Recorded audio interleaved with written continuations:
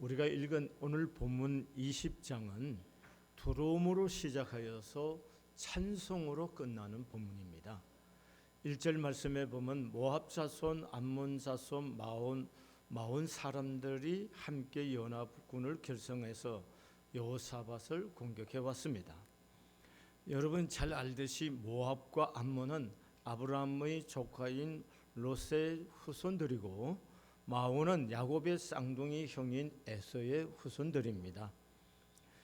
이 연합 군대가 쳐들어왔을 때에 여호사밧은 두려워 심히 떨었어요. 3절에 보면 여호사밧이 두려워하였고 12절의 말씀에 보면은 우리 하나님이여 우리 그들을 징벌하지 아니하시나이까 우리를 치러오는 이 큰 무리를 우리가 대적할 능력이 없고 어떻게 할 줄도 알지 못하고 오직 주만 바라보나이다 이렇게 고백합니다.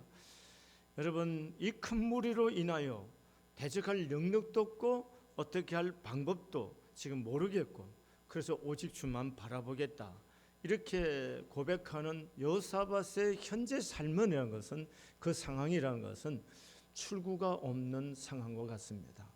어떤 또렷하게 어떤 방향도 어떤 길도 어떤 방법도 없는 사방이 쾅쾅 막힌 그런 캄캄한 어둠 속에 쌓인 환경이라고 보여지는 것입니다. 그런데 여러분 우리가 읽지는 않지만 본문 연속되어 있는 24절의 말씀에 보면은 유다 사람이 들망대에 이르러 그 무리를 본적 땅에 엎드러진 시체들 뿐이요 한 사람도 피한 자가 없는지라 이렇게 말하고 있습니다. 그런가 하면은 25절의 말씀에 보면은 여호사밧과 그의 백성이 가서 적군의 물건을 탈취할세 먼저 그 가운데 재물과 의복과 보물이 많이 있으므로 각기 탈취하는데 그 물건이 너무 많아 능히 가져갈 수 없을 만큼 많으므로 사흘 동안에 거두어 드리고라 했습니다.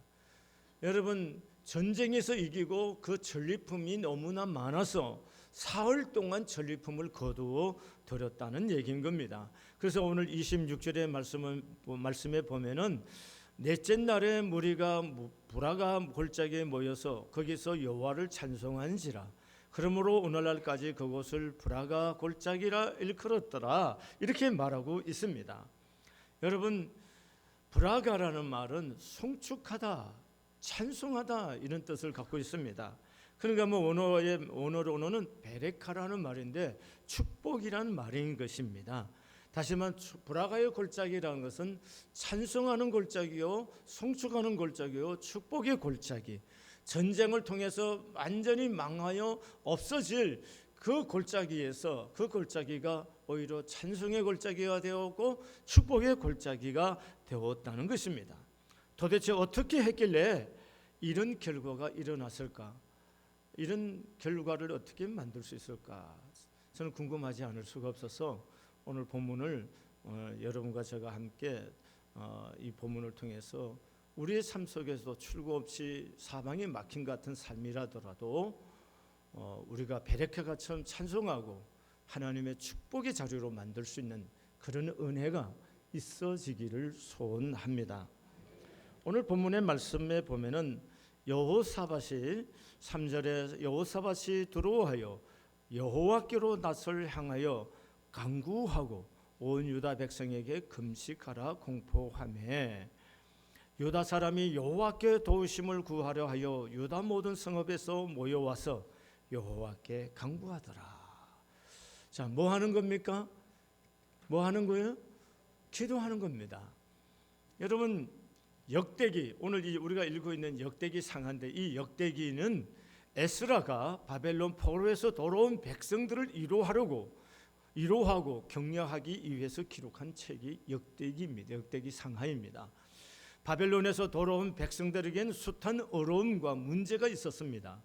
그 문제들은 마치 여호사밧을 치러 올라온 큰 무리와 같았습니다. 그들은 문제를 해결할 능력이 없었고 해결할 방법도 알지를 못했습니다. 그래서 주만 바라볼 수밖에 없습니다. 그런데 바로 거기에 문제에 대한 해답이 있다는 것입니다. 어떤 상황에서도 여호와를 신뢰하는 것이 문제에 대한 해답이며 기도하는 것이 문제에 대한 해답이라는 것입니다. 이것이 바로 역대기가 기록한 목적이에요. 그러면 여러분 출구 없는 방처럼 여러분 캄캄하게 여러분 삶이 이렇게 갑갑함을 느끼고 가슴이 아프고 슬픔이 있고 서름이 있습니까? 그리고 내 인생의 어떤 앞길이 정말 뚜렷하게 보이지를 않고 뭔가 인생이 마음속에 자꾸만 이렇게 어두움이 찾아오고 있고 내 인생이 혹시 이러다 끝나는 거 아닌가 하는 이런 절망감이 여러분 마음을 지배하지는 않습니까? 그렇다면 오늘 이 본문의 말씀을 주의 깊게 마음을 기울여 들을 수 있기를 바랍니다. 제가 이 테스트를 선택하게 된 이유는 이 한 주간 동안에 여러분 우리 국민이 모두가 뭐 때문에 떨고 있어요? 메르스 때문에 떨고 있고 불안해 있습니다. 멀쩡한데도 마스크 쓰고 댕겨요. 그러니까 이만큼 우리들에게는 뭐가 크게 작용하고 있다고요? 불안과 두려움이 그리고 공포가 우리 국민을 지금 장악하고 있는 겁니다.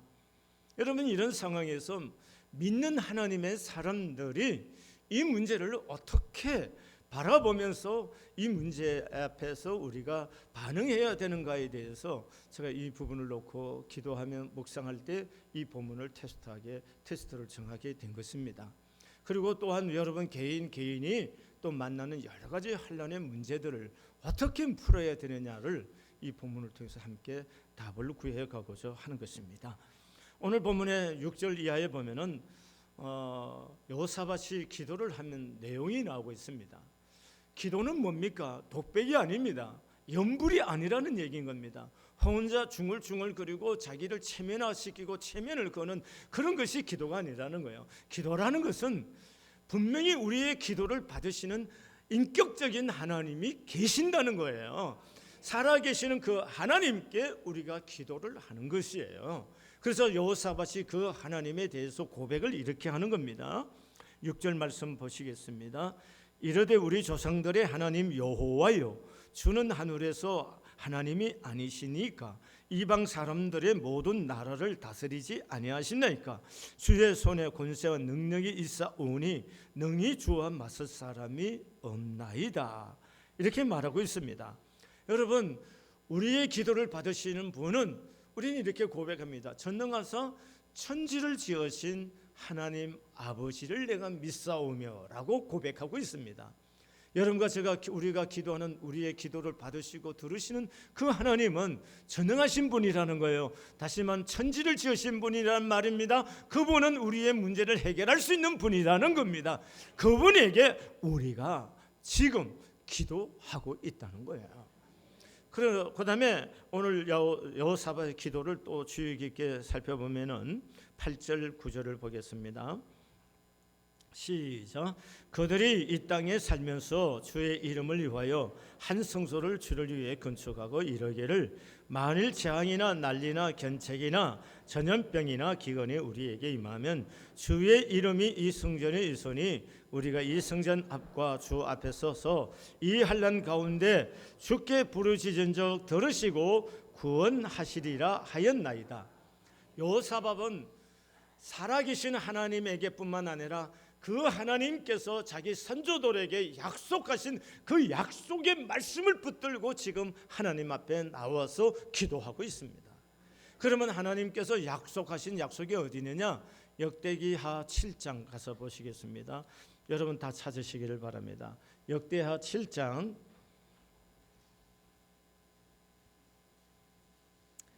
7장 12절부터 보겠습니다. 664쪽입니다. 역대하 7장 12절 시작.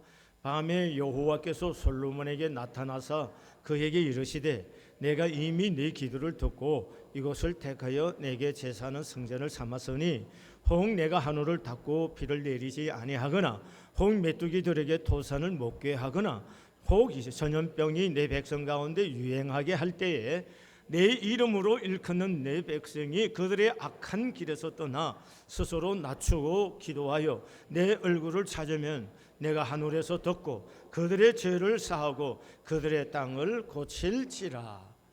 하나님이 솔로몬에게 말씀하셨어요. 재앙이 임하고 전염병이 이 내 백성 가운데 돌 때 네가 어떻게 하면 해결할 수 있느냐 하는 방법을 가르친 겁니다. 그 방법이 뭡니까? 14절입니다. 내 이름으로 일컫는 내 백성이 그들의 악한 길에서 떠나 스스로 낮추고 기도하여 내 얼굴을 찾으면 내가 하늘에서 듣고 그들의 죄를 사하고 그 땅을 고칠지라. 이게 하나님의 약속인 겁니다. 저는 이 메르스를 통해서 생각합니다. 우리나라 무슨 낙타를 키우지도 않는데 이거 뭐 전염병 관리하는 사람들이 문제가 있고 뭐 정부에서 대처하는 여러 가지 문제가 있겠지만 나는 근본으로 생각하고 싶은 거예요. 그것도 믿는 사람으로서 생각하고 싶은 겁니다. 그것은 두 가지를 얘기하고 싶습니다. 첫째는 우리 국민 자체가 너무 교만하다는 거예요. 마음이 너무 높아져 있습니다. 그래서 뭡니까? 누가 내 앞에 끼어드는 것을 용납 못하는 거 요즘 많이 보시죠? 참지 못합니다. 그리고 조금만 내 감정을 건드리면 분노로 가득 차서 그냥 묻지 마. 이것이 우리 국민들의 보편적인 감정이란 말씀입니다. 그리고 또 한 가지는 교회가 여러분과 저의 모습이에요. 그럼 믿는 우리가 우리 모습을 보고 우리를 진단해야 되는데 너무 교회가 세속화되어 있다는 것이고 물질 만능주의가 지금 교회 안에 팽배해서 사실은 나와서 예배 드리는 것 외에는 믿는 사람이나 안 믿는 사람의 차이가 거의가 없다는 것입니다. 이런 부분에서 하나님이 우리에게 이 메르스라는 것을 통해서 말씀하고 계시지 않나 저는 개인적으로 그렇게 해석해 보는 겁니다. 맞는지 안 맞는지 잘 모르겠지만 그런데 저는 개인적으로 그렇게 받아들이고 싶고 그래서 이 개인적인 이 받아들임을 통해서 이 문제 해결을 뭐냐?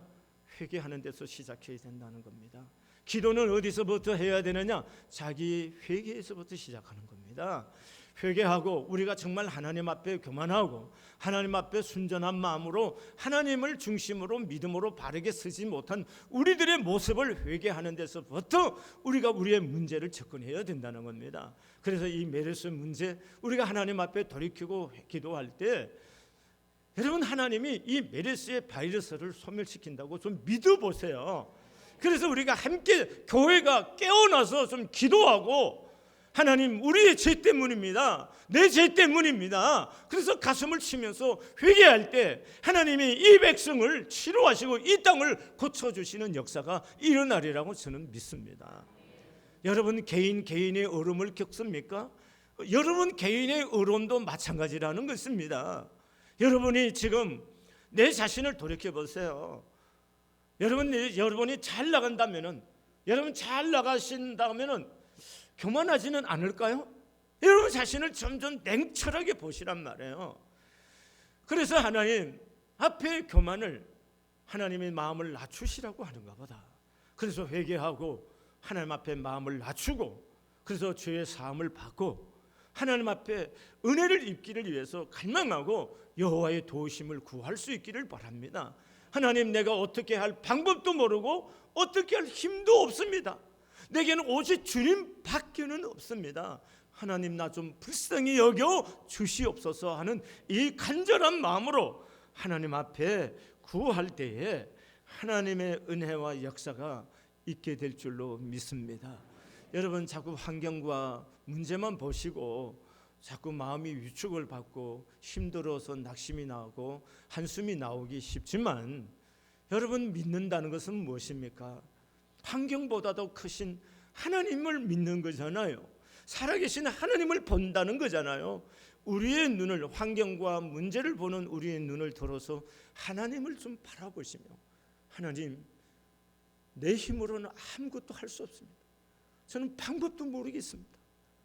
하나님 밖에는 나에게 아무것도 없습니다. 하나님 외에는 나에게 아무것도 남아있는 것이 없습니다. 하나님 나 좀 불쌍히 좀 여겨주세요 라고 하나님 앞에 주의 얼굴을 좀 구할 수 있기를 바랍니다. 여러분 이렇게 기도의 얘기를 하지만 여러분 기도가 쉽지 않아요. 기도 쉽지 않습니다. 여러분 신앙생활의 기초가 기본이 뭡니까? 기도지 않습니까?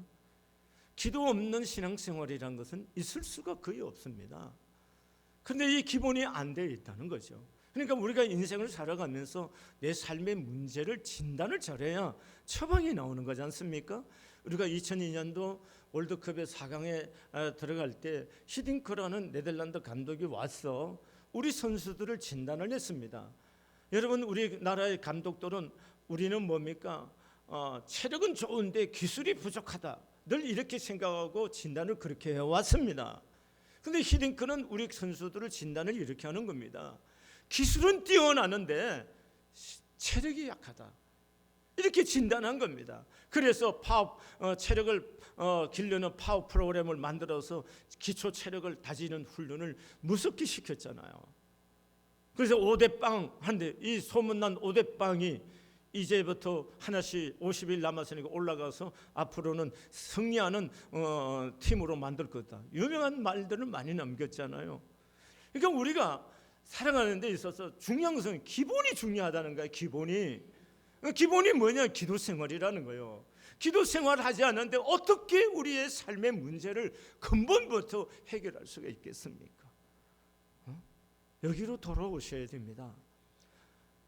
할 방법도 모르겠고 할 힘도 없습니다. 그러니까 오직 주님만 바라보겠습니다. 이런 상황이라면 여러분과 제가 어디로 가야 돼요? 사람이 아니에요. 어디로 와야 돼요? 하나님께로 오셔야 되는 거예요. 하나님께 모든 것을 내려놓고, 하나님 나 좀 불쌍히 여겨달라고, 하나님 긍휼히 좀 여겨달라고 하나님께 온 마음을 기울여 주의 얼굴을 구하여야 될 줄로 믿습니다. 이렇게 하나님 앞에 여호사밧이 기도를 했을 때 하나님의 응답이 왔습니다. 하나님의 응답이 어떻게 오는가 잘 보시도록 하겠습니다. 여러분 14절 말씀 보시겠습니다. 시작. 여호와의 영이 회중 가운데서 네 사람 야하실에게 임하소서니 그는 아삽 자손 마따냐의 현손이요 여이엘의 정손이요 분하냐의 손자요 스가라의 아들이더라. 자, 여러분 이 성경을 우리가 읽었는데 제가 질문 하나 드리겠습니다. 기도를 누가 했습니까?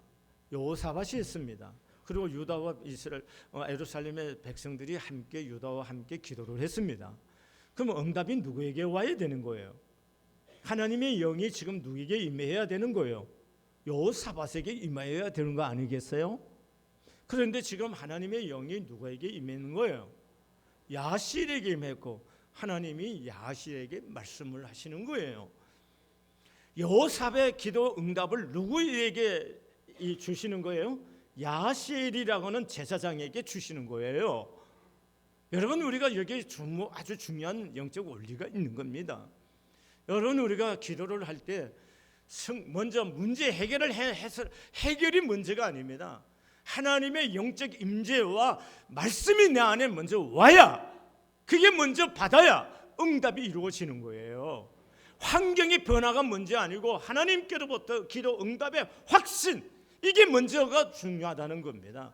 응답의 확신, 쉽게 얘기하면 그겁니다. 응답을 누굴 통해서 주신 거예요? 지금 야하실을 통해서 하나님이 주셨다는 겁니다.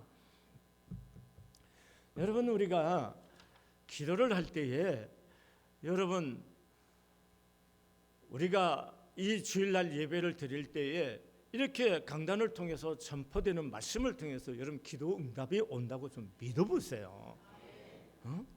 한 주간 동안 내가 기도하고 마음을 이렇게 살아왔던 내 기도에 대해서 하나님이 주의 종을 통해서 오늘 말씀을 한다, 좀 그렇게 믿으세요.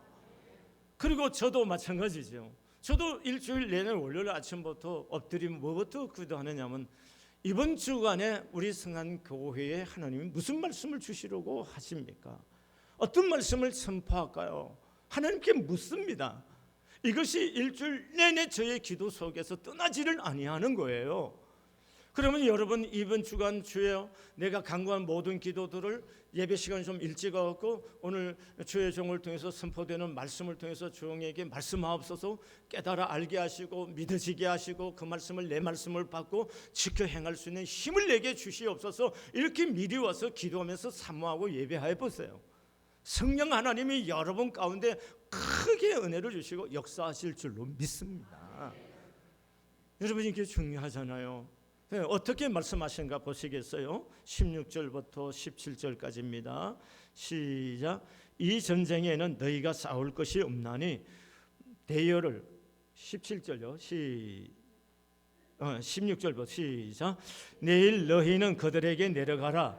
그들이 시스고게로 올라올 때에 너희가 골짜기 어기 여루엘 들 앞에서 그들을 만나려니 이 전쟁에는 너희가 싸울 것이 없나니 대열을 이루고 서서 너희와 함께 한 여호와를 구원하는 것을 보라. 유다와 예루살렘아 너희는 두려워하지 말며 놀라지 말고 내일 그들을 맞서 나가라. 여호와가 너희와 함께 하리라 하셨느니라. 아멘. 아멘. 여러분 하나님께서 먼저 이 전쟁에 대한 성격을 해석하는 겁니다. 해석을 하는 거예요. 그래서 15절의 말씀에 보면은 야실이 이르되 온 유다와 예루살렘 주민과 여호사밧 왕이여 들을지어다. 여호와께서 이같이 너희에게 말씀하기를 너희는 이 큰 무리로 말미암아 두려워하거나 놀라지 말라. 이 전쟁은 너희에게 속한 것이 아니요 하나님께 속한 것이다 라고 말합니다. 이 전쟁은 너희의 싸움이 아니고 하나님께 속한 싸움이라고 이 전쟁에 대한 성격을 해석하는 거예요. 하나님의 해석에 답을 주시는 거예요. 먼저 그러면 이 전쟁은 누구에게 속한 전쟁이라고요? 하나님께 속한 전쟁이라는 거예요. 그러면 여러분 이제 우리가 이 성경을 좀 더 주의 깊게 봐야 됩니다. 20장 1절 보세요. 1절 다 펴보세요. 시작. 그 후에 모함몬 자손이 마온 사람과 함께 됐습니다. 그 후에라는 말이 나와요. 그 후에 연합 군대가 왔다는 겁니다. 그러면 그 후에 그 전에 무슨 일이 있었기 때문에 그 후에란 말이 나오는 거죠. 그럼 19장의 말씀에 보면은 여호사밧 왕이 종교 개혁을 단행합니다. 각 지역마다 우상을 타파하고 여호와의 신앙으로 돌아오도록 국민을 계도하는 이런 종교 개혁이 단행이 됩니다. 그냥 하나님의 나라가 세워져 가는 거죠. 이렇게 여호사밧이 하나님의 나라를 세워가는 이런 종교 개혁이 단행된 그 후에 바로 뭐예요? 암몬 자손과 모압 자손은 왔다는 거예요. 잘 보세요. 암몬 자손, 모압 자손은 누구의 후손입니까? 롯의 두 딸이 자기 아버지에게 술을 먹여서 그래서 관계를 맺어서 낳은 자손들이 모압이요, 암몬이에요. 그러면 하나님이 세워주는 이 아브라함의 구속사적인 아브라함의 관점에서 보면 이게 뭐요? 마귀요, 사탄이 아니겠습니까? 에서의 자손들도 마찬가지죠. 아멘이에요. 그러니까 하나님의 나라를 세워가는 이 여호사밧을 공격하기 위해서 마귀가 부리는 이 자손들이 연합해서 쳐들어왔다는 거예요. 근데 1절에 보면은 아주 더 중요한 얘기를 합니다. 1절 시작. 그 후에 모압 자손과 암몬 자손이 마온 사람들과 함께 와서 여호사밧을 치고자 한지라. 유다나 베들레헴 예루살렘을 치고자 한지라 아니라 누구를 쳐요? 여호사밧을. 여호사밧이 누구입니까? 하나님의 나라를 세우기 위해서 종교 개혁을 단행한 사람이에요. 그러면 하나님의 사람을 뭐 하는 거예요? 지금 공격하는 거죠. 그래서 이게 영적 싸움이라는 거죠.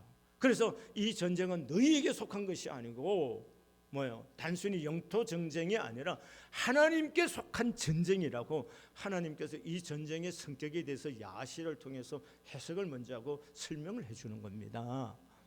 그리고 나서 이제 16절에서 말씀하는 거예요. 그러니까 너희들은 두려워하지 말고 놀라지 말고 내일 너희는 시스골짜기로 그들을 마주해서 내려가라 이렇게 말씀하는 겁니다. 자, 저를 보세요. 그리스도인들이 삶을 살아갈 때에 중요한 원리들입니다. 우리가 하나님 앞에 문제를 만나서 기도를 했으면은 피하는 것이 아닙니다. 문제를 마주하는 거예요. 적극적으로 문제를 마주해서 나아가는 겁니다. 여러분 자꾸 숨거나 도피하거나 이런 삶의 태도 갖고는 안 돼요. 기도했습니까? 그러면 하나님이 내 기도를 받으신 줄을 믿고 하나님의 확신이 오면은 그 다음에 마주해 가네요. 그러니까 확신이 중요한 거죠. 기도를 했으면 나한테 응답한다고 하는 기도의 확신이 와야 되는 거예요. 다시 말하면 응답을 주십니까 안 주십니까? 주셔요. 문제 해결하기 전에 먼저 우리 기도하는 가운데 있는 우리에게 영적으로 내면에 뭘 줘요? 확신을 주는 거예요. 하나님께서 내게 기도 응답을 주셨다. 평안을 주고 담대함을 주시고 하나님께서 내 기도를 받으셨구나. 내적인 확신이 내 안에 오는 겁니다. 이런 신앙의 맛을 모르면은 예수 믿는 맛 정말 모르는 겁니다. 여러분이 정말로 하나님 앞에 기도하면서 내가 기도를 했을 때 내 안에 평안을 주시고 담대하게 하시고 내적인 확신을 주고 내가 이길 수 있던 자신감이 내 안에 있어서 그 문제를 두려워하지 않고 마주해 갈 수 있는 이런 은혜를 여러분과 제가 경험하고 누릴 수 있기를 진심으로 바랍니다. 그렇기 때문에 그리스도인은 문제를 자꾸 도피하는 거 아닙니다.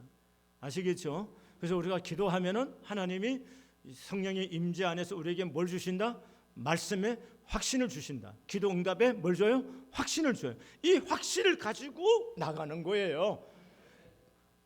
근데 왜 우리 교인들이 실패를 하느냐 하면은 미리 자기가 하겠다는 것을 딱 정해놓고 하나님 내가 이거 하려는데 도와주세요. 내가 기도했다는 거예요. 그리고 이걸 벌려요. 근데 백전백패합디다. 그럼 뭐가 필요하는 거예요? 이걸 하기 전에 이미 하나님께서 이 문제를 하기를 원하는지 안 원하는지 물어야 되는 거고, 그 물음 속에서 이것을 하나님이 원하신다는 확신이 없어 시작을 했으면 그건 하나님이 뭐 하는 거예요? 주신 거란 말씀이에요. 이해되셨나요? 근데 정해놓고 결정을 다 해놓고 하나님 도와달라고 하면 안 된다는 것이죠.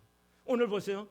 기도를 하니까 영적으로 성령이 임재해서 말씀을 주시고 확신을 주시는 거예요. 그리고 너는 마주에서 내려가라 방법을 가르쳐 주시는 거예요. 이게 오늘 우리에게 중요한 줄로 믿습니다. 아멘. 그 다음에 전쟁을 하는데 이 확신을 가지고 여호사밧이 전쟁을 하는데 어떻게 하느냐 좀 한번 보시겠습니다. 자, 21절 보시겠습니다. 20절 먼저 읽고 21절 읽겠어요. 시작.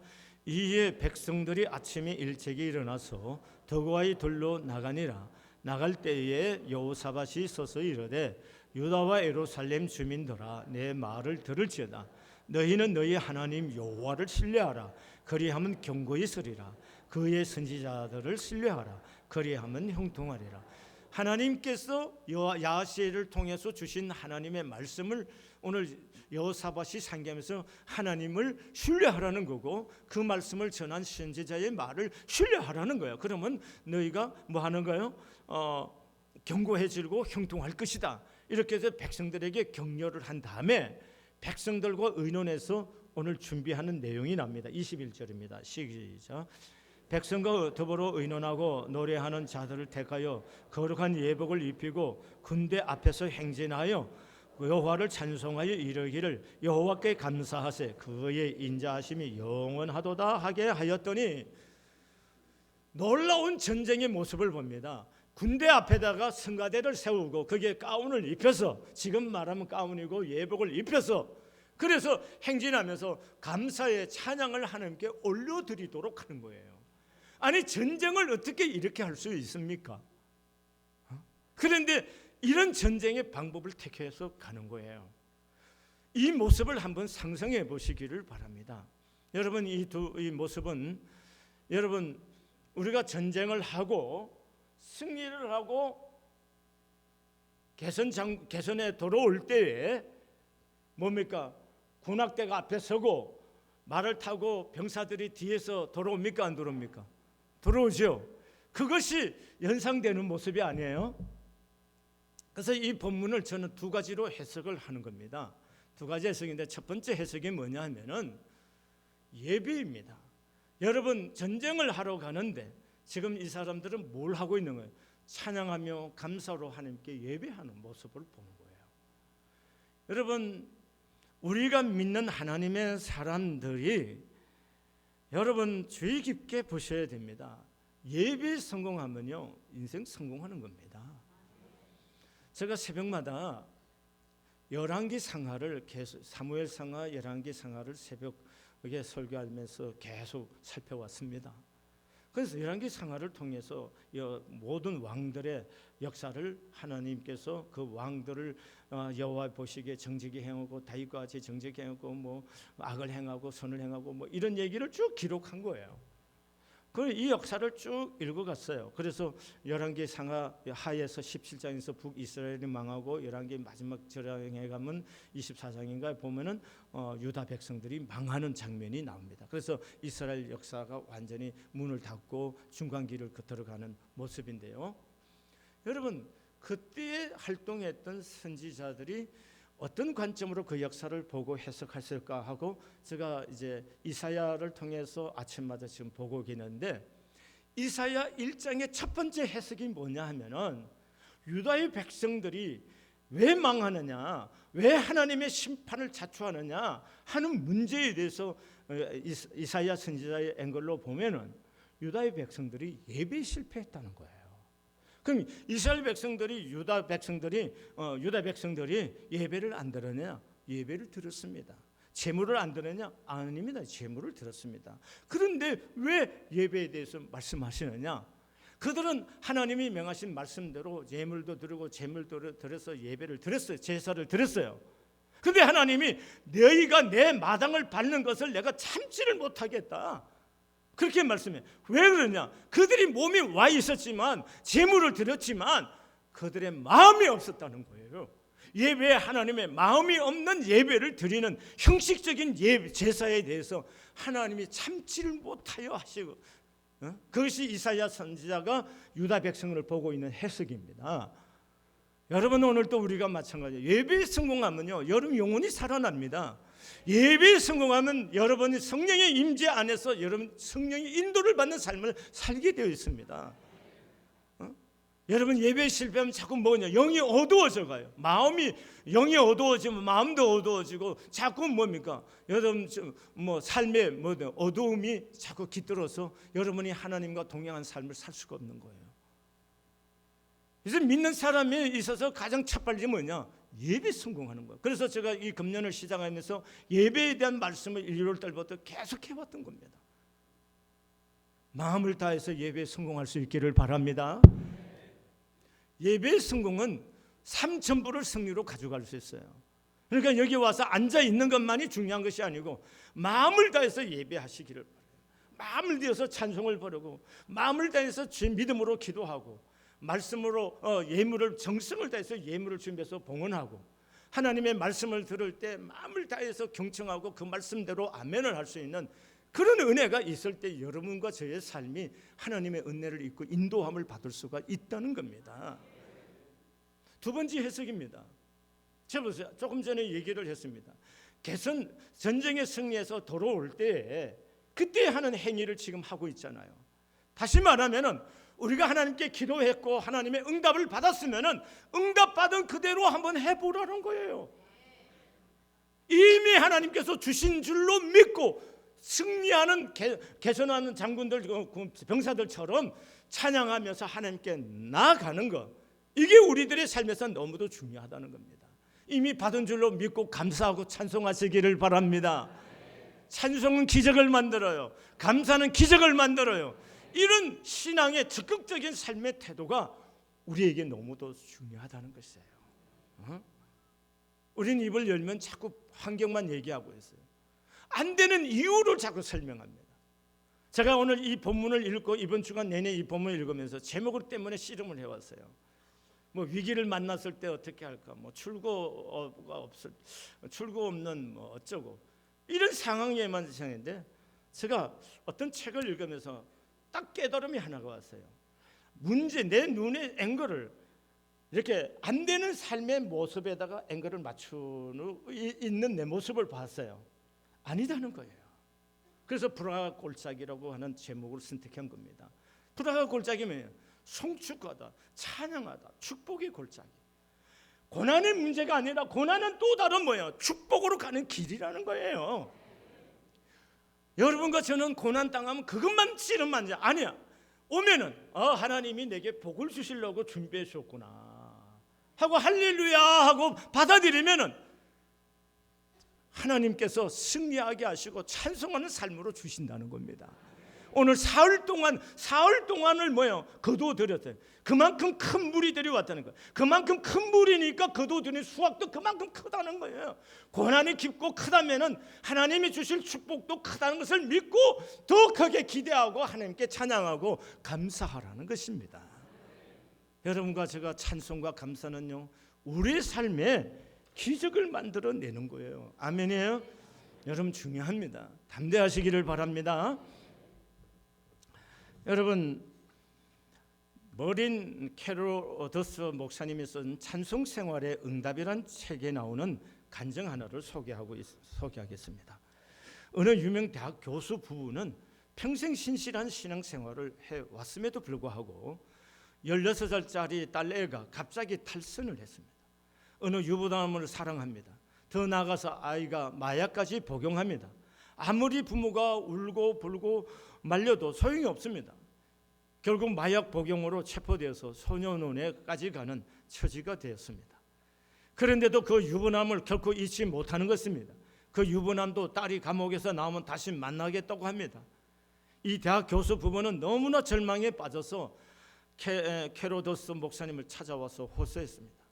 그래서 이 캐로더스 목사님은 그 교수 부부에게 역경 중에도 무조건 감사하라고 했습니다. 역경 중에도 무조건 감사해라. 자꾸 설명하고 이유를 따지려고 하나님께 감사하라고 했습니다. 그 교수는 학교에서 철학과 신학과 히브리어와 헬라어, 독일을 가르치는 대단한 실력자였습니다. 그러나 딸의 문제가 워낙 안타까우니까 목사님의 말씀대로 순종해서 무조건 딸 아이 문제를 하나님께 감사하기 시작했습니다. 딸이 속을 태울 때마다 하나님께 무조건 감사하고 하나님을 찬양했습니다. 그 딸을 보고 그 속세계는 딸의 문제만 보는 것이 아니고 그 아이를 놔두고 하나님을 향해서 찬양하고 감사하기 시작했습니다. 그렇게 5개월을 했을 때에 그 교수 부부가 찾아왔습니다. 이 교수 부부가 목사님을 찾아와서 왔는데 그 찾아왔을 때 이 부부가 완전히 딴 사람이 되어 있더라는 거예요. 얼굴에 기쁨이 충만하였습니다. 소년원에 있던 딸내가 어느 날 갑자기 기도하기 시작하고 깨어지고 회개했다는 소식과 그 남자와도 다시 만나고 싶지 않은 마음이 되었다는 소식이 전해왔다는 겁니다. 5개월 동안 하나님 앞에 찬양하고 감사하고 그 아이의 문제 보고 속끓이는 것이 아니라 하나님을 바라보고 찬양하고 감사했더니 하나님의 거룩한 영이 성령 하나님이 그 아이의 마음속에 역사해서 그 아이가 기도하게 하고 그 아이의 마음이 깨어지게 하고 그 아이로 하여금 새 마음과 새 영을 주셔서 온전케 해주셨다는 거예요. 어느 날 캐로더스 목사님이 설교하는데 보니 어느 소녀가 맨 앞줄에 앉아 있는데 얼굴이 대단히 빛나고 있었답니다. 기쁨이 넘쳐 설교 도중에 아멘 아멘 합니다. 예배가 끝나자 그 소녀는 목사님께 와서 자기가 그 교수의 딸임을 고백하더라는 것입니다. 사랑하는 교회 여러분, 오늘 여러분과 저의 문제가 아무리 산같이 많고 오늘 큰 물이라고 그랬습니다. 큰 물이 그 큰 무리가 왔길래 노획해서 그것을 거두어 드리는데 3일 내내 거두어도 남아 있을 정도로 그렇게 큰 무리가 왔다는 것. 그래서 아무것도 할 대적도 할 방법도 없고 오직 주님만 바라보겠다는 요사바처럼 여러분이 가지고 있는 문제가 아무리 크고 많다 하더라도 여러분들이 하나님을 향하여 얼굴을 들고 하나님의 얼굴을 구하고 하나님 앞에 마음을 낮추고 회개하고 하나님의 은혜를 구하고 하나님의 은총이 아니고 도심이 아니면 나는 아무것도 할 수 없습니다. 나를 좀 불쌍히 여겨달라고 하나님 앞에 마음을 쏟아서 여러분이 무릎을 꿇고 엎드리기 시작하면 하나님이 하늘에서 하나님의 천사들을 동원해서 역사가 일어날 줄로 믿습니다. 이걸 믿지 않는다면 예수 믿는 재미도 없는 거고 예수 믿는 것도 아닙니다. 사실은 여러분이 오늘 이 주의 말씀으로 영과 삶이 새로움을 입어지고 여러 가지 공포와 두려움이 떨고 있는 이 땅의 전염병 메르스로 인해 떨고 있는 우리 국민들이 평안할 수 있도록 기도하는 거룩한 은총이 있어지기를 바랍니다. 그런 의미에서 이 시간에 우리가 합심해서 한번 기도하겠어요. 그래서 우리 자신의 죄를 회개하고 우리들의 국민 교만하고 강포하고 정말로 우리들의 마음이 정말 하나님의 은혜 안에서 진리를 추구하지 않는 우리들의 교만, 우리들의 세속화된 우리들 자신을 회개하고 하나님 앞에 메레스가 떠나가고 우리의 삶이 회복되게 해달라고 합심해서 소리내 기도하겠습니다. 하나님 아버지 감사합니다. 여기 하나님을 사랑하는 주의 사람들이 옵니다. 하나님 좀 불쌍히 여겨 주시기를 원하고 기도합니다. 도와주세요. 우리 힘으로는 하나님 아버지 메르스의 이 바이러스를 이기기에 하나님 힘이 됩니다. 하나님 도와주셔서 바이러스가 이 공기 중에 이 한반도의 아버지 영토 속에, 그리고 아버지 대기 속에, 그리고 토양 속에, 물 속에, 또 사람들 호흡 속에 다 소멸되게 해주시옵고 성령의 하나님으로 말미암아 이 백성의 근짐을 받게 하시고 은혜를 입게 해주시고 환난 속에 있는 우리 사랑하는 교우들이 하나님의 은혜와 도우심으로 길이 열리게 하시고 하나님의 축복 가운데 인도받는 거룩한 역사가 성령 안에서 일어날 수 있도록 도와주시옵소서.